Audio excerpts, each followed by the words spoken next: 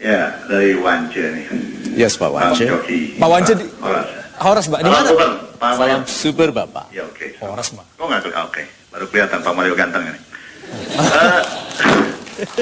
Pak Mario, salam super. Yes, salam super, Bapak. Di dalam di apa namanya itu? Dalam hadis yang mengatakan bahwa wanita adalah tiang negara, Pak Mario, ya. Nah, terus juga surga ada di telapak kaki ibu, Pak Mario. Ya. Jadi mengacu kepada three time for the lady tadi, Ya. ya. Jadi menurut Pak Mario bagaimana? Sedangkan di sisi lain ada peribahasa wanita adalah racun dunia. Nah ini bukan cangcuter ini. Wanita adalah racun dunia. Ini, tetapi di sisi lain surga ada di telapak kaki ibu dan wanita adalah tiang negara. Jadi kita bagaimana menyikapi dilema ini gitu seolah-olah. Di sisi lain wanita adalah racun dunia, di sisi lain wanita adalah tiang negara, yang mana tanpa cinta kita sebagai pria dunia ini hampa. Terima kasih. Terima kasih banyak. Itu semua ungkapan itu tadi, sahabat Indonesia yang super, ditulis oleh pria. Satu yang bahagia, yang menyatakan bahwa wanita itu tiang negara, tiang rumah tangga.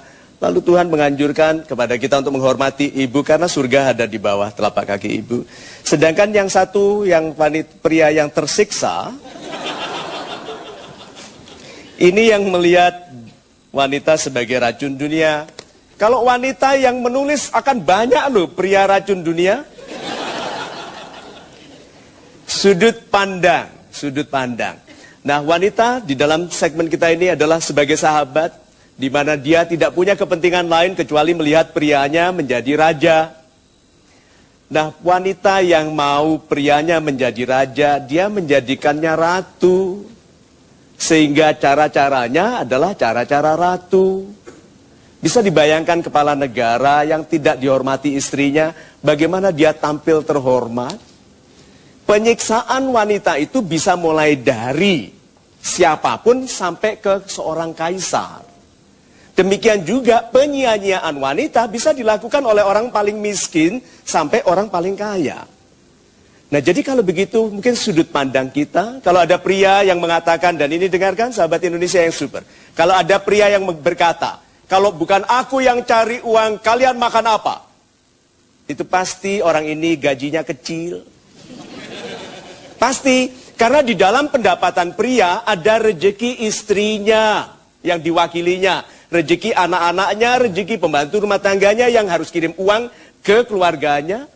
Yang punya keponakan yang mau disekolahkan lagi, coba. Jadi seorang yang tahu bagaimana mekanisme rejeki di dalam keluarga, dia mengundang kasih sayang dari langit dengan cara melebihkan kasih sayang di keluarganya. Jadi jangan lagi ada racun dunia atau no woman no cry, begitu? Ya, bukan. Tapi bagaimana kalau kita menjadikan kebersamaan kita kebersamaan yang saling memuliakan? Itu. Terima kasih, itu jawaban untuk Pak Wance. Saya mau mengundang yang ada di studio untuk bertanya. Silakan. Silakan, Ibu. Ya, selamat malam Pak Mario, salam super. Salam super. Nama saya Zara dari Jakarta. Yes, Ibu. Saya sangat setuju dengan pendapat bahwa pada dasarnya wanita itu mempunyai kodrat sebagai makhluk yang sangat lemah lembut. Ya. Tapi pada kenyataannya, pada zaman sekarang ini bahwa banyak para pria, menyalahartikan kelembutan wanita. Sehingga banyak wanita dianggap remeh. Sehingga kita pun sebagai kaum hawa harus bersikap tegas. Pertanyaan saya adalah bagaimanakah seharusnya kami selaku kaum hawa bersikap? Terima kasih.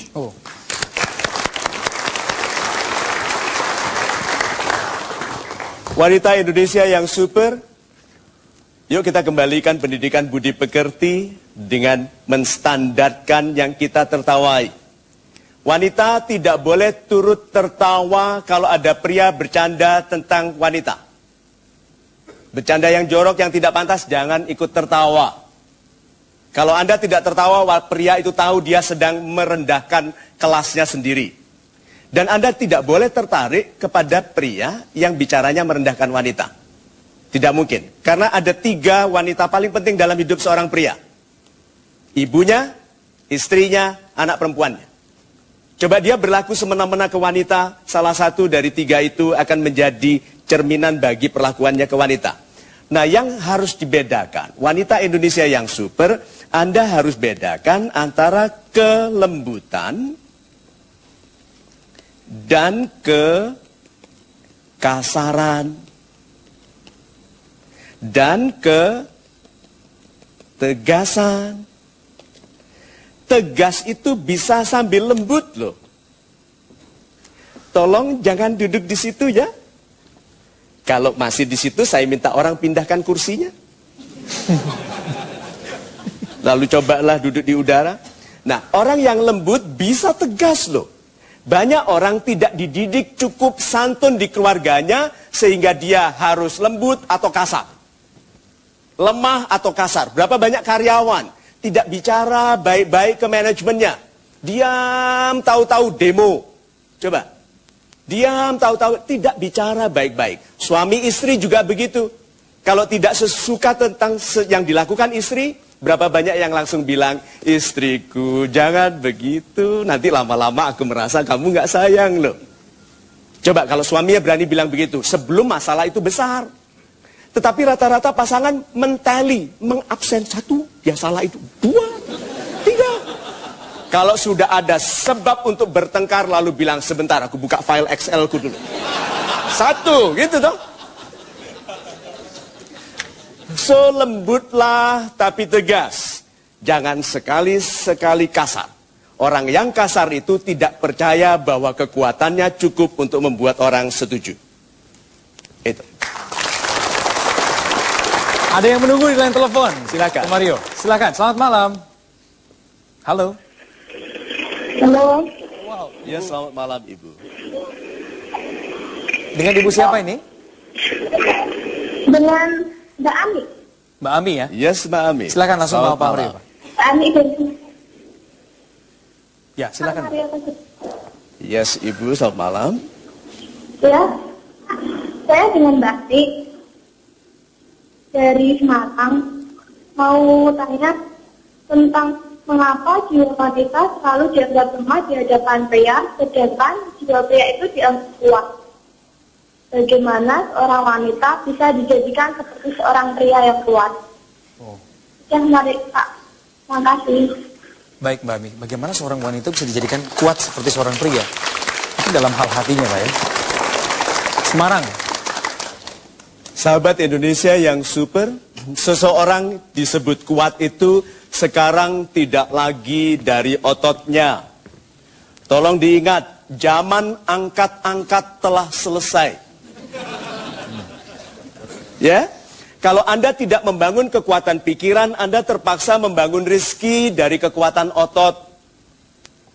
Itu sebabnya tambanglah kekayaan yang tidak terbatas di pikiran. Itu sebabnya kita disuruh berilmu, membaca. Nah, kalau wanita mau sekuat pria, itu bukan di badannya, tetapi di ketahanannya. Untuk 2 hal. Dan ini bukan hanya untuk wanita. Saya tantang semua pria Indonesia yang super untuk melakukan 2 hal yang dibutuhkan kekuatan yang luar biasa. Yang pertama, waktu berangkat untuk bekerja dalam hidup ini, ikhlas. Bahwa yang Anda kerjakan bukan untuk dibayar, tetapi untuk mendatangkan keuntungan, dan karena keuntungan itulah Anda dibayar. Itu membutuhkan keikhlasan yang tidak biasa. Kedua, pulangnya waktu Anda menanti hasil, itu Anda berserah. Karena jumlah kualitas dari rizki Anda itu keputusan Tuhan. Kekuatan yang pertama untuk ikhlas bahwa Anda bekerja untuk kebaikan orang lain. Dan kekuatan yang kedua untuk menunggu hasil dari kerja keras Anda dengan keberserahan yang tulus kepada Tuhan. Itu kekuatan. Satu penelpon dan 1 orang yang sudah bertanya di studio. Kami segera kembali untuk Anda. Masih hal-hal yang menarik yang akan kami bahas di Mario Teguh Golden Ways.